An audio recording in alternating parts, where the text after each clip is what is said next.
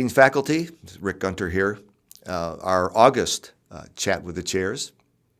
And I'm looking forward to doing these every month. So this is our second installment of this, and we might call it Coffee with the Chairs, maybe, going forward. So wanted to cover a couple things that you have seen in the newsletter that just recently went out, and maybe expound on or expand on those a little bit, just give you a little bit more information on what's going on. So first thing is the academic misconduct policy.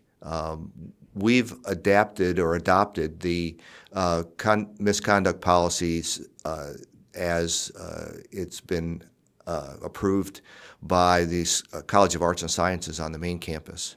So we'll have this with minor exceptions, the same policy, and that will be going in our handbook, faculty handbook, and student handbook. We're going to use Maxient, which is a software package that will manage each instance and allow us to store the data on each instance as they occur.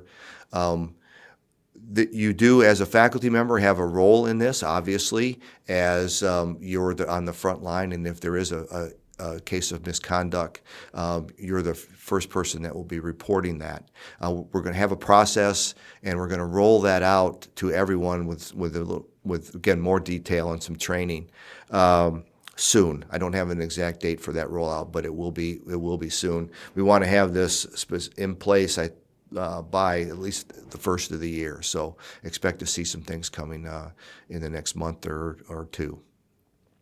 Next thing was the common assessment rubric. Those of you who use TaskStream, there we go. It's not easy to get out. TaskStream, but for your common assessments in your courses, we've changed the rubric.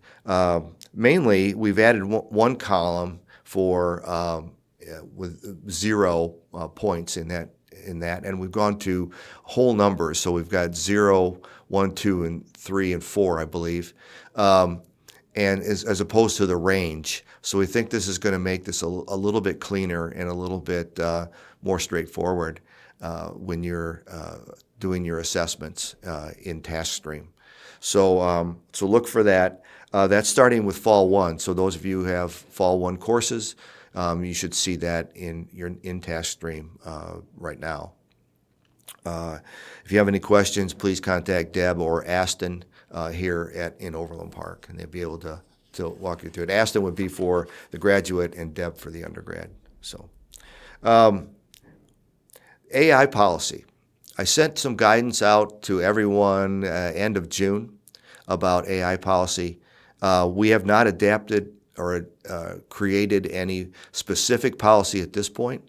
The guidance that I sent out had some verbiage that you can use that is similar, almost exactly in a lot of cases, what the College of Arts and Sciences has adopted and approved. So just the idea behind it is it's something that as instructors we need to be on top of. We need to be obviously aware of, and everybody's probably aware of it, but need to let our students know what your specific policy is in your course. Again, we haven't adopted one across the board for SPGS, but so you need to define that and make sure that your students understand what that is. Ideally, what we want to do is put those in your syllabus going forward in the instructor expectations section, but also you can put that in your Moodle shell, and again, so that you're clear with your students. What I am doing is doing a bit of research and going to expand on the initial guidance, and I think what we're looking at is maybe some training, maybe might be a subject of a topic in our fall faculty meeting. So stay tuned for additional information on ChatGPT and AI-based programs. One thing I will add to that is that there's a lot of good things about it. Obviously, there can be some negative things, but it can also help you as an instructor help pull your courses together, add to your courses, help you with some research. So I would. So again, we'll roll some of that out, and we'll have some training and some other information to help you make a good decision on how you want to use it in your courses. Lastly is the Professors of Practice. We had one open spot in Professors of Practice. One of our Professors of Practice from last year was not going to return. So we had one open spot. We've had a good response to people applying for that open position. We have gone through that list, and we've narrowed it down to 3 candidates that we're going to interview here this week, ideally, or this week or next week, and then we'll make a decision. But again, I want to thank everybody who applied, and let you know that it was a tough decision to get to the 3 people that we have, and we'll be letting everybody know that did apply where you stand on that. But again, I very much thank everybody's interest in that position. So that's all I had. Again, I will echo what at the end of all of these. Thank you very much for the work that you do for our students and for Baker University. It doesn't go unappreciated by everyone here in Overland Park, and especially for me. So again, thank you.